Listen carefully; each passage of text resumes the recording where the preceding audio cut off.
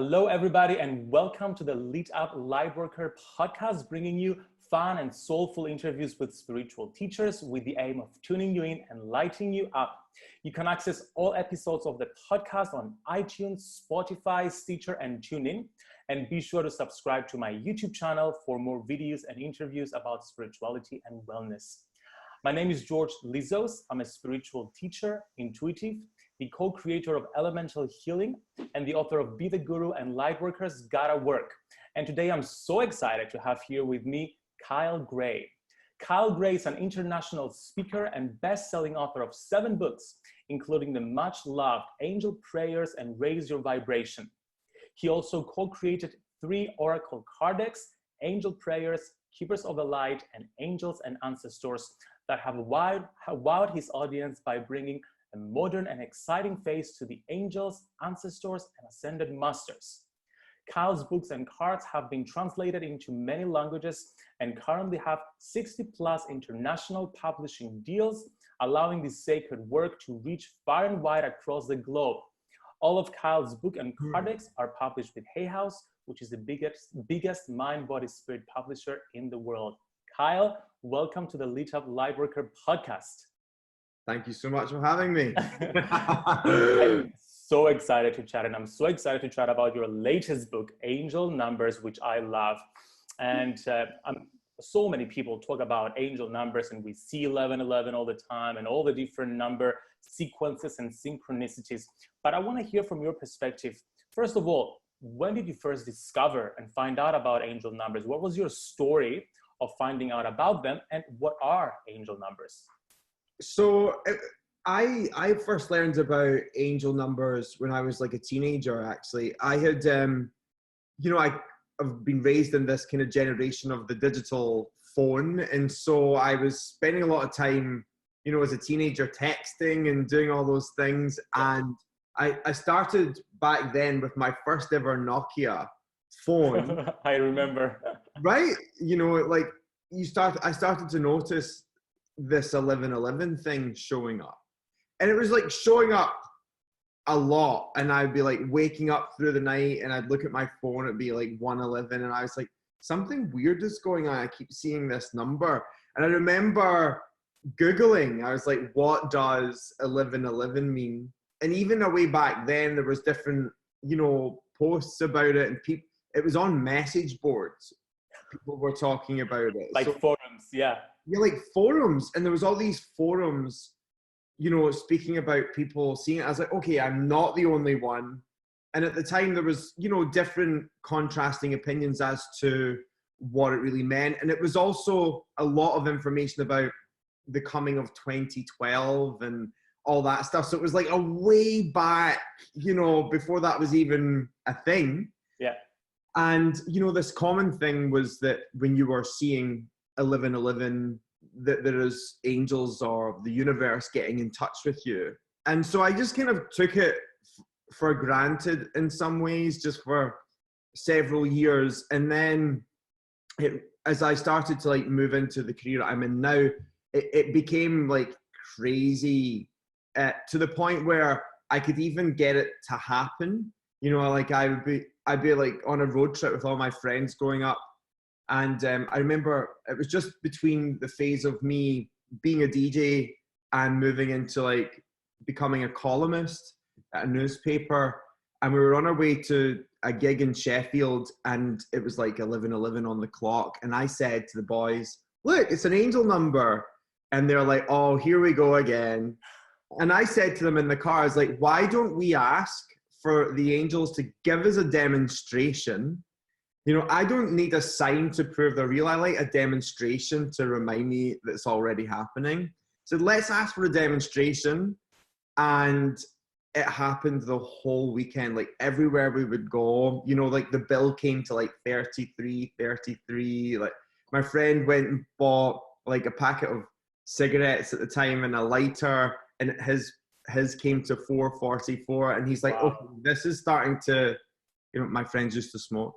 And, it's just weird things like that. And they're like, okay, not sure I believe in this, but I definitely believe in you. That's what they were started to say to me. And then one day I was really feeling that I needed to understand more about it. And I did a meditation, and I just said, thank you, angels, for revealing to me the true meaning of 1111. And I really wanted to know it from a heart-centered level. And I was transported in this meditation to a bunch of different places. I saw Muslim people praying at Mecca. I saw people in church. I saw Bob Marley. I kept hearing One Love playing in my head. And then I started seeing all different cultures and religions, like Native American people. And I saw Martin Luther King. And I saw all these different things happening. And then I just heard this clear message: we are all one. Oh, wow. And so I was like, okay, that's really simple. We've all heard it before, but that's what 1111 is. It's the echo of the message that we are all one. So it's one, one, one, one. It's like this ultra message to us all that we are interconnected with the everything that is. And because we are all interconnected, everything we're doing, saying, sharing, not saying is in some way affecting the bigger picture. So it's like a call to action in some ways to recognize that we have a capacity to positively contribute to the energies of the universe. A call to action facilitated by the angels. And I love that you mention all the different spiritual beliefs and religions, because something that happened with me these past 2 years, Cal, and I want your input on it. So I've transitioned. I grew up Christian, then I transitioned to the New Age. And then 2 years ago, I transitioned to Greek paganism. So I'm part of the religion where we honor the Greek gods and all the Celtic religion and how they do things. So the equivalent with the Greek religion. And then I started asking myself, so what about all the angel stuff that I've been believing so many years? Because I've experienced the angel healings. Do the angels existed in ancient Greece? And then I started reading through the ancient texts, and I find the word angel being used over and over again. And then I realized, even though they were not calling them angels, they were calling them different names. They had minor divinities that were associated with the same qualities that the angels had. And then I started seeing associations between Archangel Michael and, let's say, for example, Zeus, or Archangel Gabriel and Mercury, or Hermes, or Raphael and Asclepius. And I'm like, oh my God, they've existed for so many years. Since ancient times, we've just used a different name for them. And I know this is something you tackle as part of your Angels and Ancestors Oracle cards as well.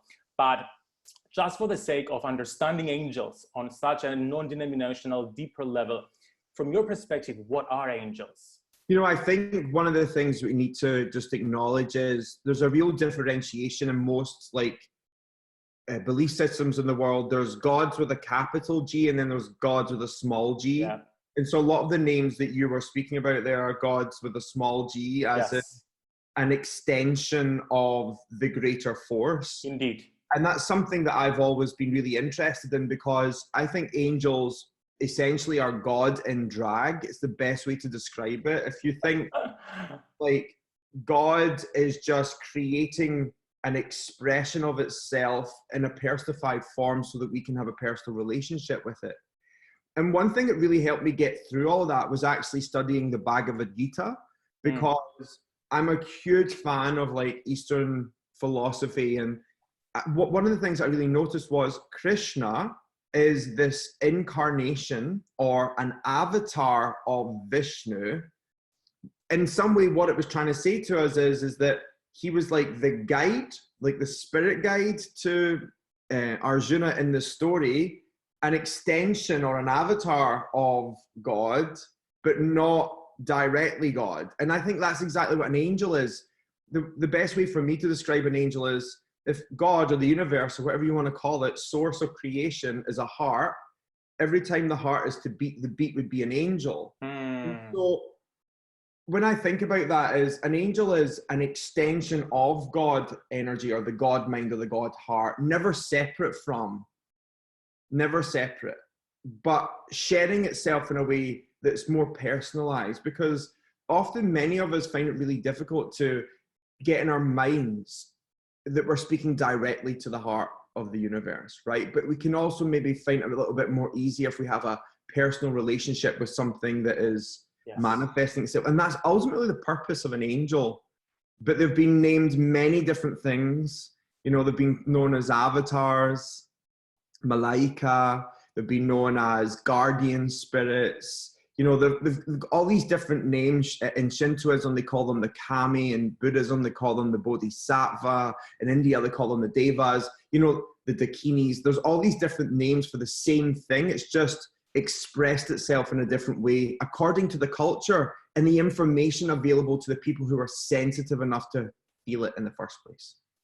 Amazing. And it just makes angels such a universal topic, such a non-denominational thing, and something that as 1111 means it brings us all together. So what was your purpose with writing this book? Why did you want to write a book about angel numbers solely? So I'll tell you the truth. I was asked to write that book because Hay House were receiving so many messages from people like, what does 1111 mean? What does this mean? And there was also another similar book out there in the past. And one of the things that, you know, and I don't ignore that fact, when I was asked to like write my own interpretation of it, I wanted to look into something that was missed before. And what I noticed was there was just a clear message as what each number means, but there was never an indication of how that information was gathered. And so for me, you know, as a complete geek and, you know, someone who studies this stuff all the time, I was like, angels, I need for you to give to me like a scale, like on a vibrational level of understanding of what each number means so that I can show people how I got the interpretation. I don't want to just like channel a book and then say, here's the answer. I want to show people how they can get them themselves.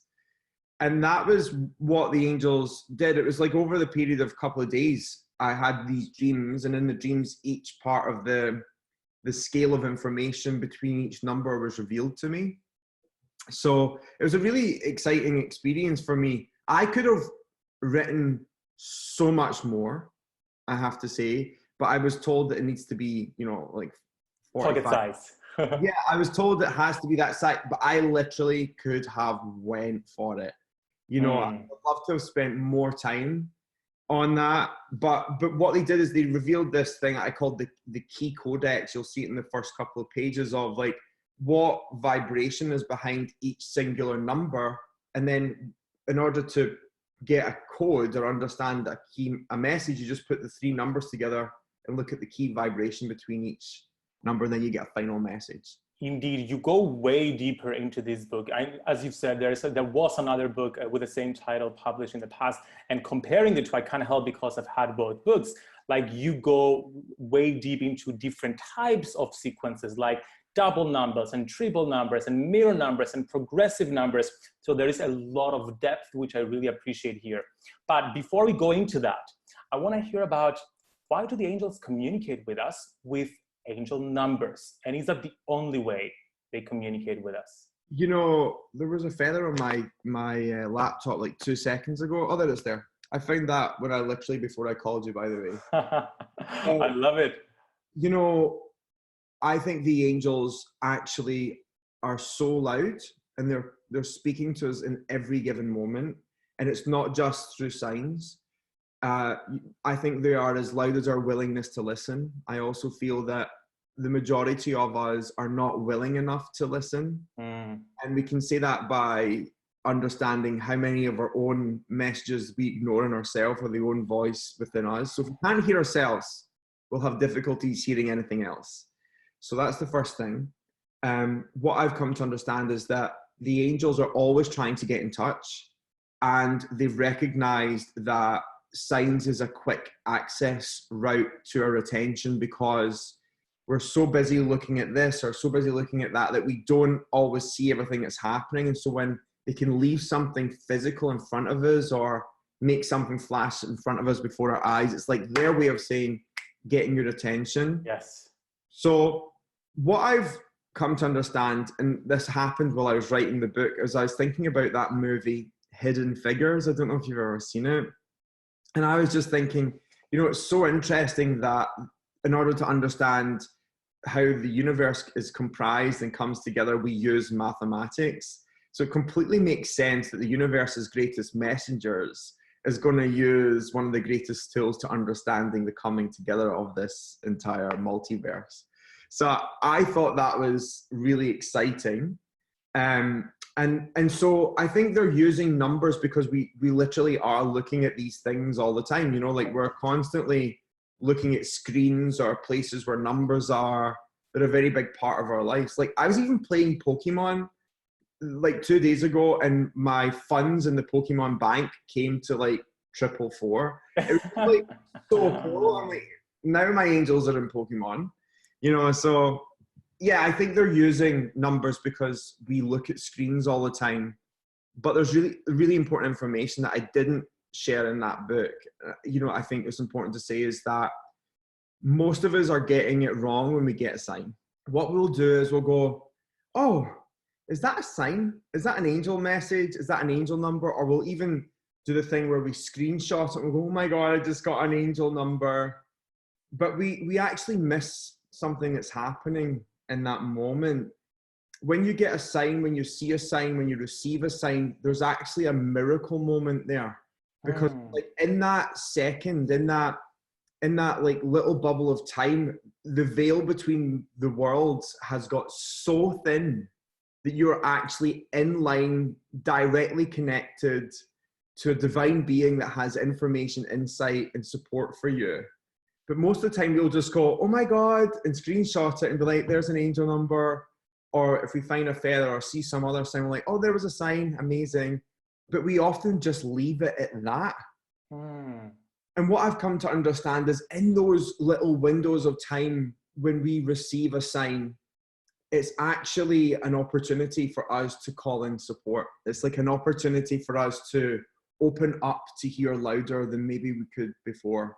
So there's like a 3-step process that I've been trying to install in people's hearts about when a sign comes out, are 3 steps that you need to know. So the first thing is when a sign is showing up, it's the ultimate message that you are not alone. And often a lot of us get ourselves, even if we believe in angels, even if we believe in guides and all this magical stuff, we often still try to find our way on our own or figure things out on our own, or, you know, try and fight. It's just this moment of, remember, you are not alone. Whatever you are in right now, you do not have to face it alone, even if it's good. You know, the second phase is when a sign shows up, you're on the right path. I've found that when you get a sign, it's because you're in alignment. It's like something's happening in order for you to open up, create a space of receiving in order to get that sign. And the third part is call in the help. You know, like when you get a sign, you're being reminded you're not alone, you're on the right path, but there's also extra help, information available to you. Oh, wow. So there's a practical process we can all practice basically whenever we see our next angel number. And is that related to the specific number? You know, I don't necessarily think it's related to a specific number. I think that's just across the board for signs. And that came to me, you know, when I started to do lots of talks about angel numbers. I was like, oh my goodness, we're missing something here. Because what I've noticed that as soon as I get a sign, I'm just like, I drop in for a minute. I'm just like, thank you for giving me what I need to know, you know, and just like connecting with that, because there's so much information and help and support available to us, but we only take a minuscule of it. And if we don't ask an angel for help, we're leaving them purposeless. And that's really important to know. Oh, wow. Oh, that's such a powerful way to shift our perception about it, because you're so right. We see them all the time on the phone. And the first thing we do is take a picture or take a screenshot and then share on Instagram. I did that like 5 minutes before we started. Right, there's nothing wrong with it. There's nothing wrong with it. Yeah, but it's not missing the actual magic behind it as well. Right. And that's what I was speaking to, you know, my group last night about not forgetting the magic in these normal day-to-day practices, like when we pick an angel card or we do our meditation. Like we are like in a magical state at that time. Like so much amazing things could be happening there, and it's important not to take it for granted. Can I ask you about a specific angel number that most people are afraid of? And that's 666, indeed. Yeah. I actually was really fascinated by that number when I was writing the book, and I was a little bit uptight about putting it out because a lot of the people that follow my work are either from a Christian background, Yes, or recovering Christian, or whatever you want to say. But what I'll say is, when I looked into the true origins of 666, I don't know if you've ever looked into it. I'm looking into it right now. Well, Your book. I didn't write the actual, facts about the number, but supposedly when you take I think whatever alphabet you use, the Hebrew alphabet or the Greek alphabet, and you put it all together in number form and add it together, it actually translated to Caesar or whatever. So they called him the beast. They called him the beast because he was like wrecking the Holy Land and making it was about Caesar. I had no idea. I didn't know his whole name, so I'm really sorry because I'm rubbish at history. But it was like, that's what his name added to when you put Julius Caesar, right? Is it Julius Caesar? I think so. That's Caesar. Hold on, I don't know. Maybe I should. I think it's Julius Caesar, the Roman emperor. If my history is correct. Yeah, so that's what it is. When title Nero Caesar, Roman Emperor, 54 AD, written in Aramaic, can be valued at 666. Using numerology. Yeah. So when at that time, when the Romans were invading the Holy Land and obviously like killing all these people and all that stuff, that's also the time when the Bible had come together and the book of Revelations was put together at that time. And of course, in those times, they were always thinking about the end of the world. It's going to end soon. Yeah. So like, that's why they used 666 as the mark of the beast, because it was his name and code, because they couldn't necessarily write his name down because it then could incur, penalty of death or whatever. So it's probably a keyword amongst a sect of, priests or something like that to get that name. So ultimately, when 666 appears, when I look at that as a metaphorical, example, it's about facing your greatest fear, which is the beast in all of our lives. The ego. The ego, right? So whenever 666 comes up, it's ultimately a message to me, like the ego can be taking center stage here, and it doesn't have to. But when it comes up, it's also an opportunity for us to learn from it, because when you think about all the great teachings of fear, when the Buddha saw his fear, he became one with himself, really embrace all of that. So yeah, 666 is scary. And the reason it is because of Hollywood. It's not basically, yes. Like so many things. Yeah, exactly. Like that's why people are scared of having a spiritual experience, And witchcraft. There's so much like propaganda against. Yeah, it's just propaganda. But that's interesting though, because that keeps people small. It keeps people in order. And that's really, fear is one of the greatest marketing tools available. That's clearly, we can see it clearly right now with politics. Yeah, exactly. So I want to talk about something that I haven't read anywhere else about angel numbers, which is you talk about the difference between double, triple, mirror, and progressive numbers. Mm-hmm. Quickly, what are the differences? They're not necessarily different. It's just there's different like expressions of them. Like when you get I love progressing numbers. They're my favorite. So if you see like 1, 2, 3, 4, for me, I was like, how is this coming together? And when I was writing Raise Your Vibration, I was seeing it all of the time. And it's actually a number of raising your vibration because you're stepping up a level. It's like you're moving up.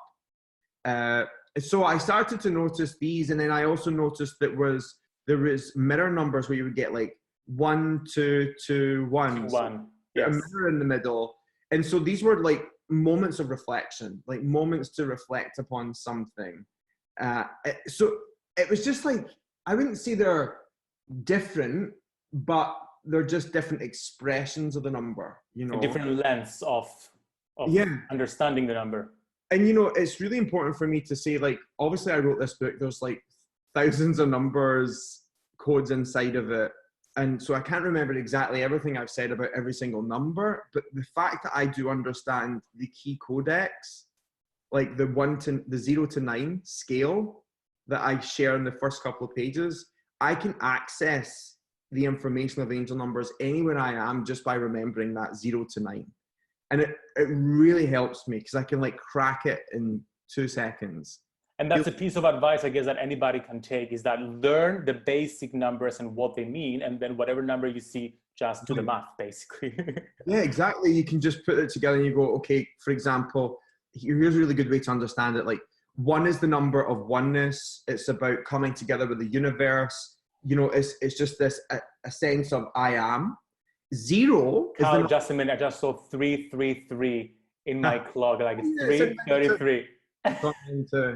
Well, hi, angels. Hi, angels. They're just 1 in. Okay, sorry. So when you get 1, it's the number of oneness, the self, the I am, connectedness, but it's ultimately about you and the universe. 0 is the number of new beginnings and the number of God. Across many spiritual texts, God has been referred to as the O, you know? So when you put 101 together, for example, it's like I, God, I, you know? So it's like I am sandwiched with God at this moment, or like God's in a sandwich. And that the ultimate message of 101 is I am connected to the power that had created me at this time. I am one with God. So it's just like really easy. Like if you start to see things like 222, you know, like 2s are the number of unity, relationships, how you affect other people and how you come together with them. And so if you see 222, it's like relationships coming together with other people, relationships coming together with other people. And then ultimately you get to the message of you're in a space where you can improve your relationships, step into forgiveness, understanding. You see, it's just like this information accessible at all times just by understanding the general scale. I love the way you explain things, because this is basically a communication system that we can all use to communicate with the angels. We tell the angels, so here's how I want you to communicate with me. Then the angels come in, showing up like right now on the clock or on our phones, and then we can start having a more direct one-to-one communication with that. That's so beautiful. Carl, thank you so much for being on the podcast. It's been so great chatting to you about your new book, Angel Numbers. It's available for everyone to purchase on Amazon and anywhere books are sold. Carl, where's the best place for people to get in touch with you and learn from you? I think Facebook and Instagram is the best place. I have the same / in every platform. It's just Kyle Gray UK. Perfect. Thank you so much. Wishing you a wonderful rest of your day, and talk to you soon. Nice to see you. Bye-bye.